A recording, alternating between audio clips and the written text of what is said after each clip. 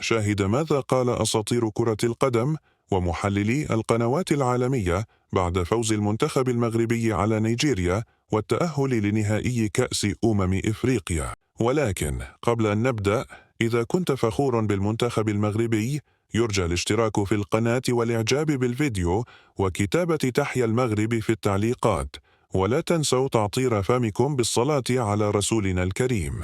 بعد فوز المغرب الرائع على منتخب نيجيريا والتأهل لنهائي كأس إفريقيا، أظهر المنتخب المغربي أداء خرافيا وأثبت أنه من أقوى المنتخبات في القارة.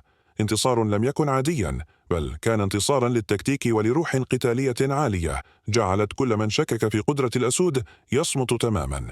فالمنتخب المغربي قدم مباراة كبيرة في كل الخطوط، وأثبت أنه يستحق التواجد بين الأربعة الكبار بجدارة.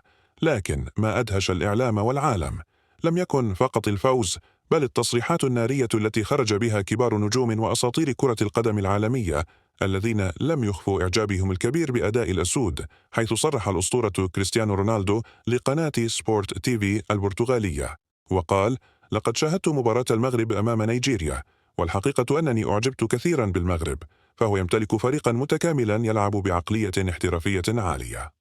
وهذا المنتخب يشرف إفريقيا كلها، ولا أستبعد رؤيتهم أبطالا في النهاية. وصرح أيضا الأسطورة زين الدين زيدان لقناة كانال بلس الفرنسية وقال: المغرب الآن من بين أقوى المنتخبات على الساحة.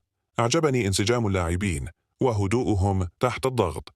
طريقة لاعبهم تشبه المنتخبات الأوروبية الكبيرة، يستحقون كل الثناء والدعم. وكذلك المحلل والأسطورة محمد أبو تريكة صرح عبر قنوات بي إن سبورت وقال: هذا هو منتخب المغرب الذي ننتظره، قوة وتركيز وثقة في النفس وتكتيك عال. فالانتصار على نيجيريا لم يكن صدفة، بل نتيجة عمل كبير من المدرب واللاعبين، وهذا منتخب يستطيع حصد اللقب. وكنت أتمنى أن يواجه منتخب مصر في النهائي منذ البداية. كما صرح أيضا الجزائري علي بن شيخ وقال: رغم أنني جزائري، إلا أنني لا أستطيع إلا أن أشيد بما قدمه المنتخب المغربي. لقد لعبوا أمام نيجيريا بثقة كبيرة وبأداء يحترم. منتخب منظم منضبط ويستحق التأهل. الفوز كان مستحقا عن جدارة. وصرح كذلك المعلق الرياضي حفيظ الدراجي قائلا: أنا أحترم المغرب حيث يثبت أنه سيد الكرة الإفريقية حاليا. المباراة كانت قوية، لكن ذكاء وتكتيك الأسود صنع الفارق. لعبوا بتركيز وثقة، وهذا يحسب لهم، فنحن أمام منتخب جاهز للذهاب بعيدا في هذه البطولة. أما كيليان موبابي فقد كتب في تغريدة على حسابه الرسمي على تويتر وقال: هنيئا للمغرب على هذا الأداء الرائع. كنت أشاهد المباراة بانبهار. فريق يلعب بجماعية وقوة أسلوبهم يليق بكبار المنتخبات العالمية، وأتمنى لهم التوفيق في باقي المشوار.